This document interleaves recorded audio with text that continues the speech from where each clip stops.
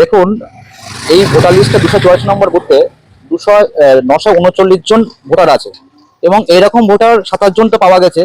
এই ভোটারগুলো এগুলো হচ্ছে সম্পূর্ণভাবে যে শাসক দল আছে বর্তমান, সেই শাসক দলের পুরো পকেট ভোট। এবং এর সাথে সাথে অনেক মহিলাদের বিয়ে হয়ে গেছে, 8 বছর, 10 বছর, 12 বছর, তাদেরও নাম আছে কিন্তু নাম কাটেনি, কিন্তু এটা সম্পূর্ণভাবেই তাদের পকেট ভোট। ওকে মানে কেন এই যে নামটা রয়েছে এতে তোদের কি উপকার হবে? এইগুলো ভোটের দিন দেখবেন তারা সেই স্বর্গ থেকেই ভোট দিয়ে চলে আসে, বুথের মধ্যে তারা চলে আসে, যে দেখবেন ওদের ভোটগুলো হয়ে গেছে, মৃত ব্যক্তিদের ভোট মৃত ব্যক্তিদেরই ভোট হয়ে গেছে। তার জন্য কি নামগুলো রাখো? তার জন্যই শাসক দল এই নামগুলো রেখে দিয়েছে। আপনারা কি চান?